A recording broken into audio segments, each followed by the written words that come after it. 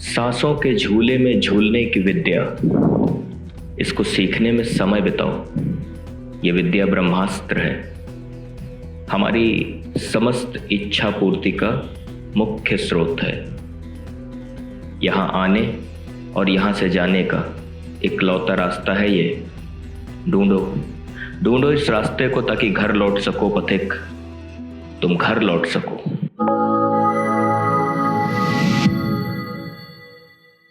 ये कुंडली है। उद्योगपति थे राहुल बजाज। ये भी बहुत बड़े उद्योगपति थे।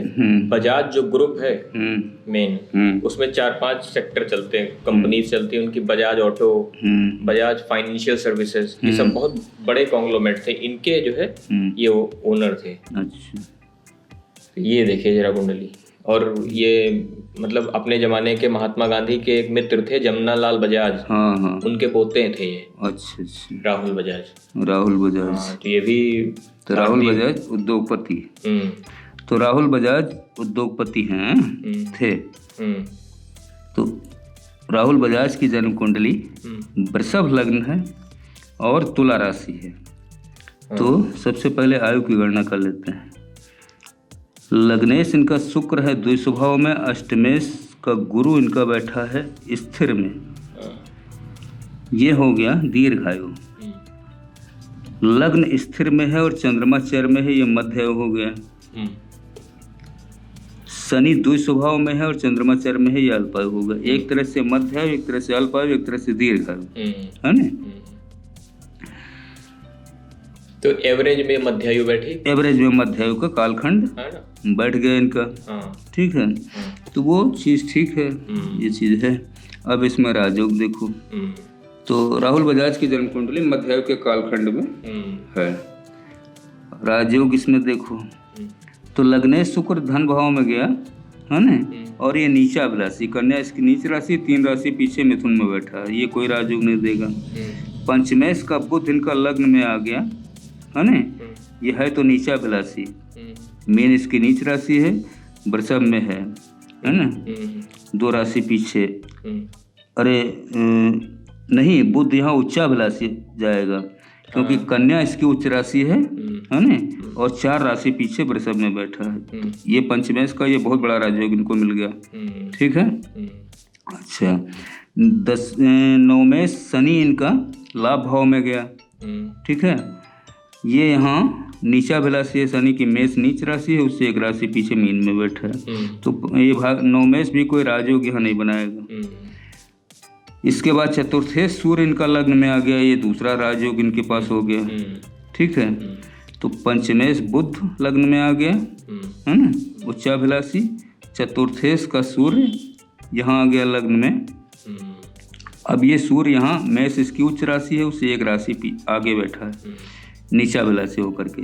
लेकिन ये सूर्य यहाँ बहुत बलवान है, कारण ये है कि अपनी उच्च राशि से 1 ही राशि आगे बैठा है। तो ये दूसरा राजयोग हो गया। दशमेश का शनि गया लाभ भाव में, ये कोई वहाँ राजयोग नहीं देगा। ठीक है, तो 2 राजयोग सबसे बड़े इनको मिल गए, है ना। और सप्तमेश मंगल यहाँ दूसरे घर में आ गया, वो भी कोई राजयोग नहीं देगा। तो 2 राजयोग, पंचमेश लग्न में आ गया बुध, और चतुर्थेश सूर्य यहाँ आ गया लग्न में। ये हार्वर्ड से MBA किए हुए थे। हाँ, अच्छा। अब देखो चतुर्थेश आया सूर्य यहाँ, इसका मतलब है कि इनके पैतृक रूप से ही ये उद्योगपति है। जमनालाल बजाज बड़े आदमी थे अपने समय के, है ना।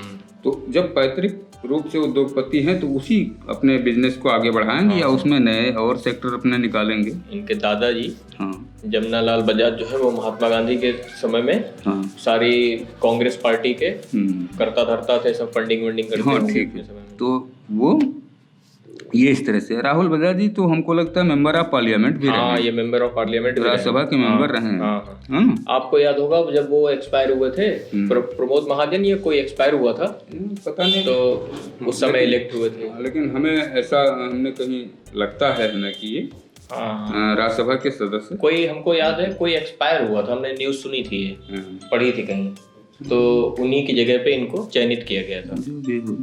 मेंबर ऑफ पार्लियामेंट राज्यसभा से थे ये। अब हमें लगता है, पता नहीं सही है गलत है। नहीं, वो सही बात है। बड़े बड़े पदों पे रहे ये। अच्छा, IIT बॉम्बे के चेयरमैन रहे। हाँ। अच्छा, अब इनका दशमेश देखो, दशमेश शनि यहाँ द्वि स्वभाव राशि में है ना, तो थोड़ा इनका अपना करियर या व्यवसाय थोड़ा उतार चढ़ाव बड़ा हाँ तो रहेगा। तो और राहु यहाँ 7वें घर में बैठ करके 5वें दृष्टि यहाँ शनि पे डाल रहा, तो सीधी सी बात है, थोड़ा उतार चढ़ाव तो करियर में, बिजनेस में देगा ही, है ना। राहु की 7वें दृष्टि लग्न पे ही आ रही है और 9वीं दृष्टि गई यहाँ 3रे घर पे, तो ये हो गया करियर। धन भाव देखो तो धन भाव का मालिक लग्न में ही आ गया, है ना, तो धन अपार की स्थिति देगा ये यहाँ पे। लाभ भाव का मालिक गुरु यहाँ 10वें घर में आ गया, है ना, उच्चाभिलाषी होकर के। मकर इसकी नीच राशि है, कर्क इसकी उच्च राशि है, ये अपनी नीच राशि मकर से एक राशि आगे बैठा है गुरु, है ना, तो लाभ भाव का मालिक कर्म से आ गया, यानी कि लाभ कर्म से ही होगा इनको। अच्छा, पत्नी भाव देखो, पत्नी का मालिक मंगल जो यहाँ पे आ गया धन भाव में, इसका मतलब है पत्नी भी इनकी धनाढ़ घर की रही होंगी, है ना, होंगी, जो भी हो। संतान भाव देखो तो इनका मालिक, संतान का मालिक बुध यहाँ राजयोग ही दे रहा है, उत्तम संतान का योग बताता है ना, बहुत गुणवान संतानें इनके होंगी। हाँ, वो सब लोग जो है इनके, हम लोग का शायद 2 लड़के थे, हाँ जो भी हो, तो वो सब जो है बिजनेस इनका संभाल लिया। तो ये इस तरह से जन्म कुंडली है। अच्छा, इनका आपको याद होगा, हाँ, हम लोग बहुत छोटे थे तो एक स्कूटर आया था हम लोग के घर में, बजाज चेतक। हाँ, बजाज, वो इन्हीं की कंपनी का, वो सबसे सक्सेसफुल प्रोडक्ट था। उसी के बाद बजाज ऑटो जो है वो एकदम से मार्केट शेयर उसका बढ़ा था और पूरे मार्केट के ऊपर उसने कब्जा कर लिया था बजाज ने। बजाज चेतक आया था। तो अब ऑटो सेक्टर एक तो शुक्र से देखा जाएगा, शुक्र यहाँ तो नीचाभिलाषी धन भाव में बैठा है ना, वृषभ लग्न है, लेकिन इसमें व्यापार का मालिक मंगल है, मंगल के साथ बैठा है ना, ये भी नीचाभिलाषी हो गया। लेकिन इसका मालिक बुध जो यहाँ आ गया लग्न में, ये राजयोग कारक है, इसलिए ये ऑटो सेक्टर से इनका। लेकिन हम आपको बताएं, इनका बिजनेस में जो पैसा आया है वो ऑटो सेक्टर से नहीं आया है, वो आया है बजाज, इनका NBFC है, बजाज फाइनेंशियल सर्विसेज, फाइनेंस का 7.5 करोड़ रुपए का बिजनेस इन्होंने डाला था। वो बिजनेस 12,000 करोड़ पर। वो कैसे आया? फाइनेंशियल, फाइनेंस आता है गुरु के अधीन। अच्छा, गुरु यहाँ 10वें घर में बैठा है, ठीक है, उच्चाभिलाषी होकर के, करके इसकी उच्च राशि है ना, कुंभ में बैठा है, तो 5 राशि पीछे, और ये लाभ का मालिक है गुरु, लाभ का मालिक है अष्टमेश से। वैसे तो वृषभ लग्न में गुरु अकारक ग्रह माना जाता है, लेकिन चूंकि लाभ का मालिक है यहाँ पे बैठा है, तो ये ऑटो सेक्टर, अरे वो फाइनेंस का सेक्टर। अच्छा, तो फाइनेंस और बुध से भी देखा जाता है क्या? फाइनेंस ज्यादातर गुरु से देखा जाता है ज्यादा। हाँ, अच्छा, बुध से बिजनेस देखा जाता है, व्यापार। अच्छा, बुध से व्यापार कंप्लीट देखा जाता है। अब उसमें अगर सेक्टर डिवाइड करने हैं, तो पेट्रोलियम, गैस, लोहा, सीमेंट, है ना, ये बहुत सारे लोगों को इसमें गलतफहमी है। हाँ, वो शनि में चला जाएगा। जितना ये फाइनेंशियल का है वो गुरु में आ जाएगा। बहुत सारे लोग को ये गलतफहमी है कि गुरु से एजुकेशन देखते हैं और बुध से फाइनेंस देखते हैं। और मंगल को अगर देखो तो जितने भी ये डेवलपर हैं जो बिल्डिंग बनाते हैं, है ना, भूमि का सेक्टर और रियल एस्टेट का सेक्टर, ये मंगल और शनि दोनों के अधीन आते हैं। तो यानी कि अगर स्टॉक मार्केट के अंदर किसी आदमी को बिजनेस बनाना हो तो उसका गुरु और बुध दोनों मजबूत होना चाहिए ना? बिल्कुल होना चाहिए, क्योंकि बुध बिजनेस देखेगा और गुरु वो उस एरिया का ज्ञान और फाइनेंस देखेगा, है ना? ये तो इस तरह से है। अब उसपे इतना टाइम नहीं होता, यहाँ इतने कम समय होता है कुंडलियों पे। हाँ, नहीं तो कुंडलियां तो लंबे समय तक पूरा अध्ययन किया जाता है कायदे से। तो इस पे जैसे डिस्कस करना हो कि एक ग्रह कितने सेक्टरों पे जाएगा, काम करेगा, तो वो तो एक हो गया नॉर्मल, है ना, एक फंडामेंटल है। लेकिन वो किस लग्न पे कहाँ बैठा है, क्या कर रहा है, और वो उस लग्न के लिए प्रभावी होगा कि नहीं होगा, ये सब चीजें देखनी पड़ती है, बहुत सारी गणनाएं करनी पड़ती हैं। ये जो लोग ये समझते हैं कि जैसे गुरु चौथे भाव में बैठ के ये फल देगा, इसका कोई मतलब नहीं है। इसका कोई मतलब नहीं है, इस तरह से थोड़ा होगा। उस पर्टिकुलर लग्न को देखो, जैसे ये वृषभ लग्न है। हाँ। वृषभ लग्न में वैसे तो गुरु अकारक ग्रह माना जाता है, अष्टमे से और एकादशी से, है ना, है ना। हाँ। तो अब अकारक तो है, लेकिन वृषभ लग्न में शनि राजयोग कारक है। देखो अब मैं बहुत सूक्ष्म गणना कर रहा हूँ कि वृषभ लग्न में गुरु अकारक है, दसम घर में बैठा है उच्चाभिलाषी होकर के, है ना, कुंभ में बैठा है, कर्क इसकी उच्च राशि है। लेकिन ये गुरु शनि के घर में बैठा है और शनि गुरु के घर में बैठा है। ट्रांसफर एंट्री का ये योग हो गया, स्थानांतरण का, है ना, राशि ग्रहों के राशि परिवर्तन का। दूसरी चीज ये बहुत ध्यान से देखो तो शनि वृषभ लग्न का राजयोग कारक ग्रह है। अब सीधी सी बात है कि अगर राजयोग कारक ग्रह ट्रांसफर एंट्री कर रहा है तो इस गुरु को किसका साथ मिलेगा? भाग्य का। हाँ ठीक बात है ना। उस राजयोग कारक ग्रह शनि का साथ मिलेगा। तो सीधी सी बात है कि इनका फाइनेंस सेक्टर, फाइनेंस का इस कारण। और इसमें ये भी चलेगा क्या? जब जब गोचर में शनि वक्री होंगे, और अगर वो जैसे इसमें मीन में बैठ गए, तो गोचर में शनि मीन में बैठा तो उसकी तीसरी दृष्टि उल्टी चलेगी उस पे। नहीं। ये सब लोग जो फॉर्मूला बना के फर्जी के गणित लगाते रहते हैं, ये बिल्कुल बकवास है। और उससे पब्लिक का नुकसान होता रहता है। एक लोग आपको फोन किए, हमसे कह रहे हैं कि अगर वक्री गति का अर्थ क्या है, बताइए, सुन लो हमसे। बहुत सारे लोगों का ये मानना है कि जैसे कोई ग्रह, मान लो शनि है, शनि मकर में इस समय कहीं चल रहा हो, है ना, ठीक है, अभी हमने गोचर नहीं देखा है, कहीं भी चल रहा हो, तो अगर वो इससे एक राशि पीछे जाता है तो वक्री है, तो इसका मतलब है कि वो पीछे बैक हो गया। नहीं, बिल्कुल ये मतलब नहीं। प्राचीन शास्त्रों में ये दिया है कि वो जिस राशि में है, ठीक है ना, उसमें वो धीमा हो जाएगा अपनी चाल में, ये है मूवमेंट में। तो जब अपनी चाल को वो धीमी कर लेगा तो उसको कहते हैं वक्री होना। बिल्कुल सही है, ना कि दूसरी राशि में बैठ जाए। बिल्कुल सही बात। अब आप देखिए, ये इसको कहते हैं फंडामेंटल है। अब लोगों को फंडामेंटल मालूम नहीं, लेकिन वो टीवी पर सुबह आके और शनि को वक्री कर देते हैं, अगर वो गोचर में बताते हैं। अब आप देखिए, जो हम लोगों का गैलेक्सी है, तारामंडल है, सोलर सिस्टम, इसमें जो ग्रह जिधर मूवमेंट कर रहा है वो हजारों करोड़ों साल से उधर ही मूवमेंट करता है। वो कहाँ पीछे बैक हो जाएगा? उसमें वक्री मार्गी कुछ नहीं होता ना, कि अगर सूर्य के चारों तरफ पृथ्वी घूम रही है तो पृथ्वी कभी वक्री होगी, मार्गी होगी।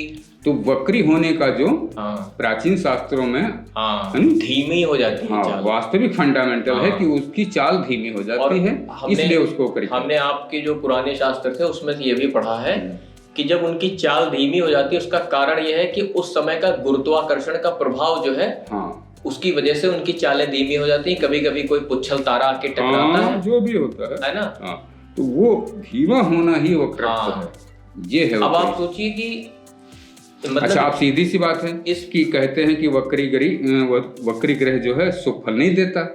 तो काहे से सुफल देगा? अगर कोई अपनी एक स्पीड में जा रहा है ग्रह, और अगर वो उसकी चाल धीमी हो गई, तो सीधी सी बात है कि उसको जो फल देना चाहिए वो धीमा करेगा। बिल्कुल ठीक बात है ना भाई। गैस आग है, अगर आग ज्यादा जल रही है, तो बुखार हुआ, 104 बुखार ज्यादा है, अगर बुखार कम हो जाएगा तो शरीर का तापमान कम लगेगा ना महसूस में, तो वो चीज तो सही है। अब आप देखिए कि जैसे अगर हम कभी कभी बोल देते हैं ये बात कि अभी बहुत समय लगेगा लोगों को एस्ट्रोलॉजी को सीख के और इसके ऊपर प्रेडिक्शन करने में, तो हम गलत नहीं बोलते, क्योंकि लोगों के फंडामेंटल ही नहीं क्लियर है अभी ये लोग। और सबसे बड़ी चीज है कि मेरी अपनी रिसर्च है, क्या नहीं, कल हमें विचार आया कि इसको अगली वीडियो में बता दूंगा, थोड़ा सा हिंट कर दूंगा कि पूरे 12 लग्न है, 12 भाव है किसी एक कुंडली के, ठीक है नहीं। इसमें सारे जीवन का निचोड़ केवल 2 भावों से निकलेगा कंप्लीट। किससे? एक 10वें से, एक 11वें से। बस 10वां भाव तुम्हारे सारे जीवन का कर्म है, 11वां भाव उसका आउटपुट, है। बिल्कुल सही बात, उसका जो फल मिलेगा। यहाँ तक तो कोई कैलकुलेट ही नहीं कर पाया। बस ये 2 भाव अगर किसी को करेक्ट बात है, गणना में आ जाए हाँ, तो बाकी किसी भाव की कोई ढंग से 10वां और 11वां भाव आदमी कैलकुलेट कर ले तो किसी चीज की जरूरत नहीं। भाई 11वां नॉर्मली लाभ भाव है, लाभ और वो भाव कर्म है, तुम्हारे कर्म का लाभ होगा कि नहीं होगा ये 2 भाव बता देंगे, और इन्हीं पर पूरी जिंदगी चलनी है, इसी पर पूरी जीवन चलनी है कि नहीं। बाकी वो तो पत्नी और संतानें, माता पिता, वो तो सपोर्टिंग है। इंडिविजुअल अगर किसी की देखनी है लाइफ साइकिल, हर तरीके का किया गया कर्म और उसका लाभ, एक किसी पर्टिकुलर मनुष्य का जीवन चक्र देखना है तो 10वें और 11वें भाव से आप कैलकुलेट कर लीजिए, मालूम। बहुत सारी चीजें हमको लगता है इसी तरीके से है, बहुत सारी चीजें। वो एक प्रश्न कुंडली की एक कहानी थी, वो जरा सुनाइए जो आप सुनाते थे, वो राजा विक्रमादित्य, सुनाइए जरा, ये अच्छी चीज है, लोग सुनेंगे तो उनको अच्छा लगेगा कि मतलब इस विज्ञान को आसान ना समझा जाए, वो ये हलवा विज्ञान नहीं है। सुनाइए जरा जो आप सुनाते थे। आध्यात्मिक पत्रिका में एक दृष्टांत पढ़ा था तो वो हमें बहुत अच्छा लगा और उससे हम काफी प्रेरित हुए ज्योतिष पढ़ने के लिए। उसमें कहानी ये है कि राजा विक्रमादित्य जो उज्जैन के राजा थे, है ना, जिनको सिंहासन 32 प्राप्त थी, है ना, कहा जाता है कि उनके सिंहासन में 32 पुतलियां थी, वो उनको बताती थी सारी चीजें। तो उन्हीं के राज्य में एक ऋषि आए, वो आत्मज्ञानी थे ऋषि, और ज्योतिष के प्रकांड विद्वान थे। तो वो उनके राज्य में गुरुकुल बना करके उन्होंने बच्चों को शिक्षा देना आरंभ किया। तो दिन भर वो अपना बच्चों को शिक्षा देते थे, अपना वैदिक शिक्षा, और जो योग प्राणायाम ध्यान अपने सिखाते थे, है ना, उसकी शिक्षा देते थे। शाम के समय वो कुछ समय निकालते थे तो आसपास के गांव के लोग जाते थे उनका सत्संग सुनने। तो सत्संग में अध्यात्म की चर्चा करते थे। आत्मज्ञानी ऋषि थे। तो आत्मा परमात्मा की, है ना, संसार के कर्म और कर्तव्य, है ना, अधिकार और कर्तव्य, इन सब की जानकारी देते थे। और उसी में अगर कोई पीड़ित होता था, किसी कारण से दुखी होता था, तो उसकी ज्योतिष के एस्ट्रोलॉजी के माध्यम से वो प्रश्न कुंडली देख करके उसको उपाय बता देते थे कि जाकर के ये कर लेना, ठीक हो जाएगा। वो ठीक हो जाता था। ये बात चलती रही। फिर आसपास के गांवों को छोड़ करके और बड़ी दूर दूर से लोग उनके पास आने लगे, क्योंकि समस्याएं सबके पास होती हैं, और समस्याएं जब से इंसान धरती पे आया है, पैदा हुआ है, तब से समस्याएं ही हैं। सुख दुख तो लगा रहता है। तो जब उनके पास बड़ी दूर दूर से लोग 100-100 किलोमीटर 200-200 किलोमीटर से आने लगे अपनी समस्याओं को लेकर, तो उनकी प्रसिद्धि बहुत फैल गई। तो जब उनकी प्रसिद्धि फैली तो वो दरबार तक पहुंच गई राजा विक्रमादित्य के।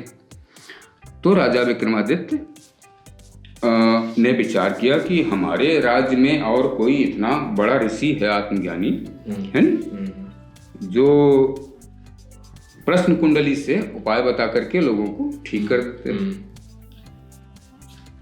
तो राजा की भी बहुत इच्छा हुई। तो राजा ने सेनापति से अपनी चर्चा की कि उनसे कैसे मिला जाए ऋषि से।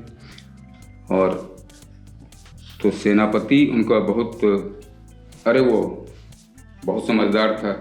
तो जब उन्होंने काफ़ी विचार विमर्श किया तो उन्होंने एक निर्णय ये किया कि एक दिन राजा विक्रमादित्य शाम के समय ही, जब वो उपाय प्रश्न कुंडली दे करके बता रहे थे सत्संग के बाद, तो राजा विक्रमादित्य एक मजदूर का वेश बनाए, शरीर पे मिट्टी पोत लिए और एक अपने बनियानी पहन लिए, है ना, और एक लुंगी पहन ली और एक फावड़ा ले लिया और एक टोकरी ले ली। मजदूर बन गए, है ना। और ऐसा बन गए कि जैसे लगा कि अभी ये काम करके आ रहे हैं। अच्छा। शाम के समय दिन भर काम किया, शाम के समय आ गए। तो वो जाकर के जहाँ वो सब नागरिक बैठे थे, गांव के लोग, उससे पीछे साइड में सबसे पीछे बैठ गए। तो ऋषि जब पहले सत्संग सुनाए, फिर लोगों की समस्याओं का समाधान किया, है ना, यही प्रश्न कुंडली से। तो ऋषि ने अंतिम समय में पूछा, मतलब आखिर में सभा के, कि भाई किसी और का कोई प्रश्न रह गया हो तो वो भी पूछ सकता है। तो जब सारे गांव वालों निपट गए, गांव वाले सबने पूछ लिया, सबके उपाय बता दिए उन्होंने प्रश्न कुंडली से। तो राजा विक्रमादित्य खड़े हुए हाथ जोड़ करके, है ना, अब बहुत ही विनम्र होकर के, ताकि कोई संदेह ना हो कि मैं राजा हूँ। तो उन्होंने कहा, हे ऋषिवर, आप जैसे अगर इतने महान संत हमारे राज्य यहाँ पे हैं, है ना, तो यहाँ पे आप जो कार्य कर रहे हैं ये बहुत ही अच्छा है। हमारी भी थोड़ी समस्या है, तो कहीं पूछिए। तो राजा विक्रमादित्य ने कहा कि हे ऋषिवर, क्या आप ये भी बता सकते हैं कि मैं कौन हूँ? है ना, एक ही प्रश्न पूछा, मैं कौन हूँ? तो ऋषि, वो एक होती है पीठ जैसी होती थी ना, लकड़ी की, जिस पे रख के वो लिखते थे, उस पे वो भोजपत्र रखे थे, उस पे उन्होंने तुरंत इस प्रश्न की प्रश्न कुंडली बनाई, मैं कौन हूँ? प्रश्न कुंडली चक्रवर्ती सम्राट की उनके सामने जब बन के तैयार हुई, और सामने खड़ा मनुष्य मजदूर के, है ना, तो उन्होंने एक नजर कायदे से पूरी दृष्टि डाल करके देखा राजा विक्रमादित्य। दोबारा उन्होंने दृष्टि नहीं उठाई। उसी प्रश्न कुंडली की गणना से उनको कॉन्फिडेंस था पूरा 100%। उन्होंने उसी प्रश्न कुंडली पे ने दृष्टि डाल करके कहा आप महाराजा विक्रमादित्य हैं।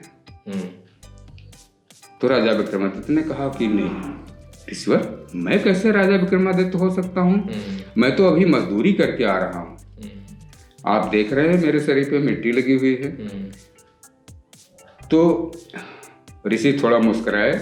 उन्होंने कहा कि अगर आप राजा विक्रमादित्य नहीं हैं तो मैं इसी क्षण इस राज्य का त्याग करता हूँ, ठीक है, और दोबारा अपने जीवन काल में इस राज्य में वापस नहीं आऊंगा। उनको अपनी साइंस पे इतना कॉन्फिडेंस था।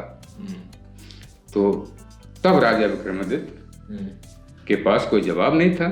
वो जाकर के ऋषि के पैरों में गिर पड़े, क्षमा मांगी, कहा कि हे ऋषिवर, हमें क्षमा कर दीजिए, हम वास्तव में आपकी परीक्षा लेने ही आए थे, इस कारण हमने मजदूर का वेश बनाया। तो मेरी सारी समस्याओं का, शंकाओं का समाधान आपने कर दिया, ठीक, आप हमारे राज्य में आजीवन निवास करिए और जितना भी आपको धन चाहिए, जितनी भूमि चाहिए, वो राजकोष से आपको मिल जाएगी, ठीक है। उन्होंने अपने महामंत्री को आदेश दिया कि ऋषि से पूछ करके इनको जो भी चाहिए धन और भूमि वो तुरंत प्रदान कर दी जाए। तो उन्होंने कहा कि हे ऋषिवर, हमारे केवल एक प्रश्न का, एक जिज्ञासा है, मेरी प्रश्न नहीं है, इस जिज्ञासा को आप शांत कर दीजिए, तो मुझे बहुत प्रसन्नता होगी। तो ऋषि ने पूछा मुस्कुराते हुए कि क्या है? तो उन्होंने कहा कि मैंने इतना उपाय किया, मजदूर का वेश बनाया राजा होकर के, है न, कोई मुझे नहीं पहचान पाया, न मेरे राज दरबार के लोग, ना ही ये नागरिक, कोई नहीं पहचान पाया कि मैं राजा विक्रमादित्य हूँ। आपने कैसे ये जान लिया कि मैं राजा विक्रमादित्य हूँ? तो उन्होंने कहा, है राजन, जिस क्षण आपने ये प्रश्न किया मुझसे कि मैं कौन हूँ, ठीक है ना, तो मैंने उसी क्षण इस प्रश्न कुंडली बनाई और उसमें तत्काल जो ग्रह जो है वह उसमें थे आकाश मंडल में, है नी, उनको उन भावों में बैठा दिया, स्थापित कर दिया। फिर मैंने उसमें गणना की। जब गणना की तो वो चक्रवर्ती सम्राट की, राजयोग उसमें देख रहे होंगे, सब राजयोगी थे। आदमी सामने चक्रवर्ती सम्राट की जन्म कुंडली दिखी, वो अरे प्रश्न कुंडली। तो कहीं मैंने इस आधार पे कहा, नहीं कहा, तब ऋषि ने वास्तविक इसका अर्थ बताया। कहा कि हे राजन, प्रश्न कुंडली ये बताती है नहीं कि इस समय इस संसार में, है नहीं, ये प्रश्न मुझसे करने वाला कि मैं कौन हूं, चक्रवर्ती सम्राट राजा विक्रमादित्य के अतिरिक्त और दूसरा हो ही नहीं सकता। ये है पंचलाइन। इसलिए आप राजा विक्रमादित्य हैं। उन्होंने ये बात जब कही तो राजा विक्रमादित्य के होश उड़ गए। होश उड़ ही जाएंगे। उन्होंने कहा कि महाराज, हे ऋषिवर, प्रश्न कुंडली ये तो बताई कि ये चक्रवर्ती सम्राट हैं, लेकिन आपने ये कैसे जान लिया कि इस समय पर ये प्रश्न करने वाला पूरे संसार में अकेले हम ही एक राजा विक्रमादित्य के अतिरिक्त दूसरा हो ही नहीं सकता।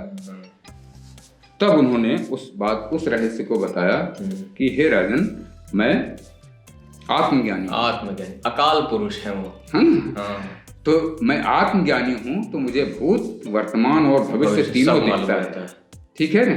और ये विज्ञान सहारा है हमारा। ये विज्ञान का मैंने सहारा लिया। तो मैंने देखा कि सामने खड़ा व्यक्ति राजा विक्रमादित्य है।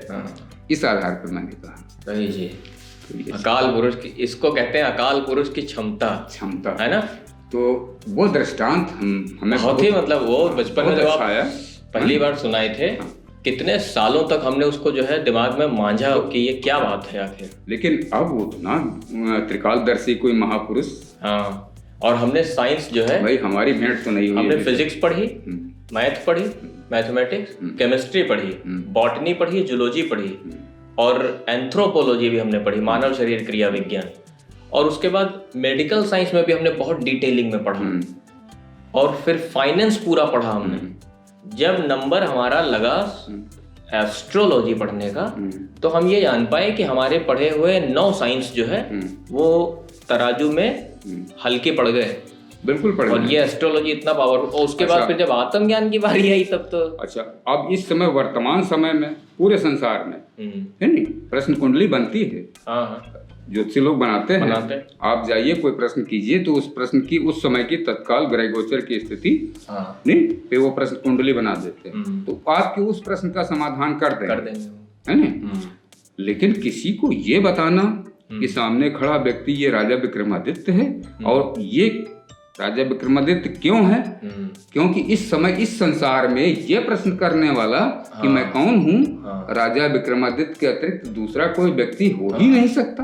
मतलब ये सबसे बारीक जगह की कैलकुलेशन बैठेगी। तो ये इतनी बारीक कैलकुलेशन नहीं बैठ पाएगी। ये तो सीधी सी बात है कि कोई तत्वदर्शी महापुरुष ही वही देख सकता है इस चीज को, बाकी का वो है नहीं कुछ। ये तो जब ये आप कहानी सुनाते थे तो हमको एक बात समझ में आ गई थी कि एस्ट्रोलॉजी एक सहारा होता है कैलकुलेशन का। असली गेम है आत्मज्ञान और तत्व दर्शन। हाँ, ये तो होता है। अगर आत्मज्ञान और तत्व दर्शन है आदमी के पास में, तो एस्ट्रोलॉजी बहुत फलती फूलती है वहां पे, है ना। हाँ, लेकिन वो बहुत कम लोग होंगे। अरे तो कम लोग क्या, आप देखिए गीता में आप ही बता रहे थे आत्मज्ञान को उपलब्ध कि कृष्ण अर्जुन से क्या कहते हैं कि कोई बिरला प्राप्त करता है। वो बताइए जरा, वो भी अच्छी चीज है। भगवान श्री कृष्ण हाँ, कुरुक्षेत्र के मैदान में अर्जुन को ज्ञान देते समय 2 चीजें बहुत महत्वपूर्ण बताई। एक तो उन्होंने कहा कि हे अर्जुन, मेरे इस महाकाल स्वरूप को इससे पहले किसी ने नहीं देखा है और ना ही इसके बाद कोई देख सकता है। केवल तुम ही एक ऐसे व्यक्ति हो जिसको मैंने अपने इस महाकाल स्वरूप का दर्शन कराया है। ठीक है ना, ब्रह्म स्वरूप का। अच्छा, दूसरी बात उन्होंने कही अर्जुन से कि तुम्हें ज्ञान चाहिए, तत्वदर्शी महापुरुष के शरण में जाओ, उसकी सेवा करो, है नहीं। जब वो प्रसन्न होंगे, ये कंडीशन लगा दी। मतलब उनका कहने का ये मतलब है कि हम गए एज ए स्टूडेंट, और ये नहीं कि हम गए और हमको मिल गया ना। उन्होंने कहा कि तुम जा करके उनकी सेवा करो। माता पिता गुरु की सेवा वैदिक सनातन धर्म में, वेदों में, पुराणों में, उपनिषदों में बताई गई है, और इसका फल इतना बड़ा बताया गया है, ये तो है, जिसकी कोई सीमा नहीं है। तो उन्होंने कहा जा करके उस समय के महापुरुष की तलाश करो और उनकी सेवा करो। तुम्हारी सेवा से जब वो प्रसन्न हो सकता है सारे जीवन में कभी प्रसन्न न हो, तब भी तुम्हें चिंता नहीं ना। अगर वो इस जीवन में प्रसन्न नहीं हुए तो अगले जन्म तुमको मिलेगा और वही गुरु मिलेंगे। मजे की बात तो ये है ना। तो जाकर के सेवा करो। वो जब तुम्हारी सेवा से प्रसन्न होंगे तो तुम्हें तत्व का बोध कराएंगे। बोध का अर्थ होता है, हमने विवेक बात कही थी, विवेक का अर्थ होता है कि जिसको दृश्य रूप में देखना, यानी आत्म दर्शन, आत्मा का दर्शन करना, परमात्मा जी का दर्शन करना। तो वो तत्वदर्शी महापुरुष की शरण में जाओ, की सेवा करो। इंटेलिजेंस के बाहर की चीज है। हाँ, इंटेलिजेंस तो एक लेवल तक है, माइंड तक है। तो उनकी सेवा करो। जब वो तुम्हारी सेवा से प्रसन्न होंगे तो तुम्हें तत्व का बोध कराएंगे। ये है तत्व ज्ञान। सही चीज, यही आत्मज्ञान है। इस तरह के हजारों दृष्टांत पुराणों में तो अच्छी बातचीत है नहीं भरे पड़े हैं। कोई पढ़ता नहीं। आजकल आदमी पैसे के धन के पीछे इतना भाग रहा है, नहीं समय नहीं देता अपने को। इसी धन के चक्कर में अपने शरीर को नष्ट कर रहा है। हाँ। जितना वो धन अर्जित करता है, नहीं उसका आधा तो वो डॉक्टर लोग लेते हैं। बीमारियों में चला जाता है। अच्छा, थोड़ा बहुत बचता है तो हम लोग एस्ट्रोलॉजर हैं, हम लोग ले लेते हैं। है नहीं, कहते हैं हमारे पास फोन करते, कहते हैं कि भाई साहब ये इतनी महंगी फीस क्यों है। तो हम कहा यार ये बात बताओ, BMW खरीदने जाओगे, BMW क्या 10 लाख रुपए की मिलेगी? तो कहते हैं नहीं हाँ BMW तो महंगी है। तो हमने कहा BMW महंगी क्यों है? बस कहते हैं हाँ ठीक है हम समझ गए। अच्छा, वो समझ भी जाते हैं बड़ी आसानी से। हमको बड़ा मजा आता है पता, फोन पर बात करते लोगों से। परसों एक का फोन आया तो हमसे बोले कि ये कुंडली दिखानी है। तो हमने कहा उसकी फीस जमा कर दी, कुंडली देख ली। अब बहुत आराम से दिखा लेंगे, आधे घंटे का समय आपको दे दिएंगे। तो बोले कि अच्छा फीस भी लेते हैं क्या? वाह जी वाह। अब वो ऐसे बोले फीस भी पड़ती है क्या? वाह जी वाह। तो हम कहे कि अंकल एक बात बताइए, जब बेटे को प्राइमरी स्कूल में एडमिशन कराए थे तो वो 8th क्लास तक फ्री पढ़ा होगा? तो बोले अब बातचीत करना था उनको, तो जीतना था। तो बोले नहीं हमने तो सरकारी स्कूल में पढ़ा दिया। तो हमने कहा तो सरकारी स्कूल में जब पढ़ा रहे थे उसके बाद फिर इसमें पहुंचाए होंगे यूनिवर्सिटी में, किसी सरकारी यूनिवर्सिटी में फ्री में ना। तो कुछ बोलना कि नहीं, क्योंकि कोई सरकारी यूनिवर्सिटी है नहीं फ्री में। तो बोले नहीं तो हाँ पैसे तो लगते। तो हमने कहा आप पहले समझिए कि फीस का मतलब क्या होता है। फीस पुराने जमाने में गुरु की दक्षिणा होती थी, क्योंकि गुरु को अपने परिवार का पेट भरना होता था हैं। और पुराने जमाने में ये कुंडलियां सिर्फ राजा पढ़ाते थे, गरीब आदमी के लिए तो थी ही नहीं। कि गरीब कहाँ गरीब आदमी की कुंडली में राजी हो। हमने उनसे कहा, हमने कहा अंकल कुंडलियों में कुछ नहीं होगा, आप क्या बेकार परेशान हो? तो बोले नहीं हमारे बेटे की कुंडली में कुछ होगा। हम क्या अगर कुछ होता तो आप इस समय मौज कर रहे होते, जीवन में सुख शांति होती। फोन क्यों करते? आप फोन क्यों करते हमारे पास? तो बोले कि अच्छा हाँ ये भी बात सही। हमने कहा ये जो चस्के लगे हुए हैं सबको, बगैर फीस के ये कर लेना वो कर लेना, हमने कहा इनसे सबसे ऊपर उठिए। अगर आप डॉक्टर को दिखाने जा रहे हैं तो डॉक्टर तभी पूरे मन से काम करता है जब आप उसकी फीस जमा करते हैं। और ये जो फीस वर्ड है इसको नकारात्मक तरीके से लोग लेते हैं, जबकि फीस को सकारात्मक तरीके से लेना चाहिए। अच्छा, एक डॉक्टर ने 20 लाख रुपए खर्च किए पढ़ाई पे। अब वो उसने 20 लाख रुपए इसलिए खर्च किए कि हमको वो स्किल आ जाए। अब उसका दिल अगर अच्छा है तो वो गरीब आदमी को कभी मुफ्त में भी सेवा कर देता। हम देखिए आपके ही दोस्त डॉक्टर थे, है नहीं, यहीं के रहने वाले, मुफ्त में सेवा करते थे, कर देते थे गरीबों की। तो अभी क्या है कि आप देखिए कि पता है हम कितने लोगों के हम लोगों ने कुंडली देखेंगी जिसमें फीस नहीं लिए। हाँ और क्या। हमने बोला उनसे तो उन्होंने कहा कि आप कैसे पता लगाते हैं कि भाई हम झूठ बोल दें, हम पब्लिक हैं फोन पे झूठ बोल दें। हमने कहा जानते हैं हम क्या करते हैं, हम BPL कार्ड देख लेते हैं गरीब का। हमने कहा रेड कलर का गवर्नमेंट का BPL कार्ड है, आप दिखाइए आपकी फ्री कुंडली देखेंगे। तो बोले अरे ये तो बहुत ही आप लोग तेज हैं। तो हमने कहा तेज क्या है, हम लोग पढ़े लिखे आदमी। भाई ये वैदिक साइंस है, चेहरा देख करके ही मालूम हो जाएगा कि इंसान गरीब है या अमीर। गरीब या अमीर ये तो है ही। और ये विद्या अभी तक जो है वो इस विद्या का ज्यादा हमने देखा नाजायज सब इस्तेमाल हुआ है केवल इसका, बस और है नहीं। अब ये सही हाथों में पड़ी है तो आदमी को तकलीफ होती। ये तो बाकी ये राहुल बजाज जी की जन्म कुंडली। हाँ देखिए यहाँ से कहानी शुरू हुई थी, है नहीं। ठीक है फिर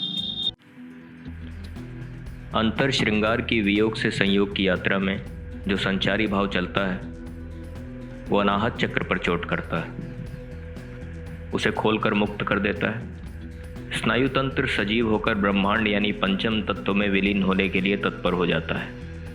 जिस शरीर में यह प्रक्रिया घटित होती है वो तत्काल अशरीरी हो जाता है। जो शरीर इस शरीर को देखता है, वो शरीर अशरीरी की यात्रा में जाने को उमड़ने लगता है। ब्रह्मांड की आदि शक्ति जो मोह के प्रभाव में रहती है मुक्त हो जाती है और दोनों शरीर अशरीरी में संभोग कर लेते हैं। पर यह नारायण की स्थिति नहीं है। यह घटना मन के नियंत्रण में है। इसे ज्ञानी जान नहीं सकता, क्योंकि ज्ञानी मन के द्वारा छला हुआ एक नर या नारी है जो सुषुप्तावस्था में है। उसके जागने में बहुत समय है अभी। सच्चे गुरु का इंतज़ार और सच्ची मेहनत की कमी। सच्चा गुरु यदि मिल भी चुका हो फिर भी सच्ची मेहनत की कमी। गुरु सिर्फ चाबी देता है। अगर ताला खोलने की यादें अवचेतन में न पड़ी हों तो चाबी एक खिलौना मात्र है। खेलो और छोड़ दो। भटको इस ब्रह्मांड में, यही तुम्हारी नियति है। भटको